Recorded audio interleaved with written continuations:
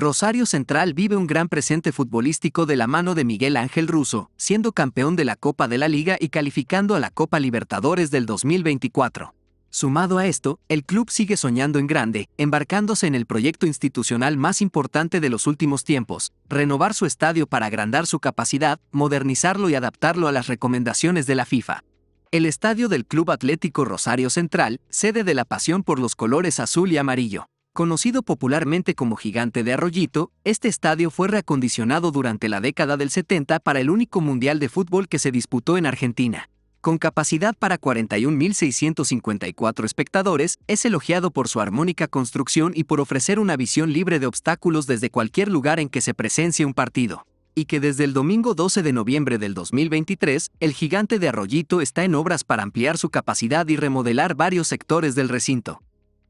A lo largo de los años, el club ha tenido una gran variedad de proyectos para la ampliación del estadio, pero como dijo el arquitecto Diego Dacondo, director del proyecto actual, los proyectos de crecimiento hacia arriba no prosperaron por distintos motivos como financiamiento o limitaciones del terreno, pero ahora, el club tiene un proyecto viable de crecimiento hacia abajo. Anunciado con un emotivo video en el que recorre gran parte de su historia, el canalla anunció que remodelará su estadio para expandir su capacidad y mejorar su estructura edilicia. Con la remodelación, el Gigante de Arroyito podrá tener una mayor capacidad, pasando de 42.000 a 48.000 espectadores. Los trabajos de ampliación apuntan a ocupar espacios vacíos en los 4 costados, similar a lo que hizo River Plate en el Monumental. Esto bajando la altura del campo de juego en 80 centímetros y construyendo 9 filas de butacas en las plateas y de 8 gradas en las populares.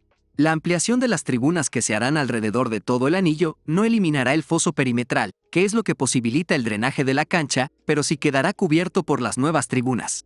Además, los bancos de suplentes ya no estarán más sobre Cordiviola y se mudarán al frente de espaldas al río Paraná, lo que implicará un único ingreso y permitirá que los suplentes y cuerpo técnico ya no tengan que cruzar todo el campo de juego tanto para entrar como para salir. También la remodelación incluye la construcción de un nuevo túnel de ingreso único y el cambio del campo de juego, el cual pasará a tener uno con las normas de la Asociación de Golf que son utilizados en los estadios de Europa. Estas remodelaciones son parte de un plan mayor dividido en 3 etapas. La primera que se está llevando a cabo es la ampliación de la capacidad del estadio en 6.000 lugares. La segunda será la unión de los codos y la remodelación de los ingresos y egresos para darle mayor seguridad y comodidad a los socios. Y la tercera incluye un estacionamiento de 2 o 3 pisos y 2 restaurantes. Según lo calculado, las obras llevarán entre 3 y 4 meses de trabajo. Y en el caso de que no se terminen las obras antes del inicio de la Liga Argentina, Central seguirá jugando en el Gigante de Arroyito, pero sin habilitar las bandejas inferiores. Hasta ahora, los trabajos en el Gigante de Arroyito siguen de acuerdo a lo establecido. Se terminó con la bajada del campo de juego y las adecuaciones del mismo y se está empezando a insertar el nuevo césped. Se finalizó la excavación y retiro de tierra y la demolición del muro de contención de la fosa en sus 4 lados. Por otra parte, se está avanzando en la fabricación de la estructura y tejido del sector de las populares y plateas.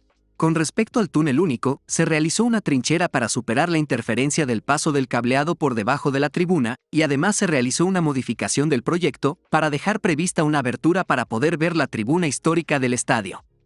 Estas remodelaciones al Estadio Gigante de Arroyito no solo viene para mejorar la experiencia de los fanáticos y preparar al equipo para las competencias internacionales, sino también para estar preparado para la vuelta de Ángel Di María, quien es el mejor futbolista salido de la cantera de Central que después de brillar en Europa durante décadas y ser campeón del mundo, tiene todo listo para cerrar su trayectoria en el club que lo vio nacer, el cual se espera que vuelva a partir de julio de 2024. Y hasta aquí el video. ¿Qué opinan de la remodelación que está teniendo el estadio de Rosario Central? Déjenlo en los comentarios, denle like, síganme en mis redes sociales y suscríbanse para más contenido, ayudarían mucho al canal. Hasta la próxima. Bye.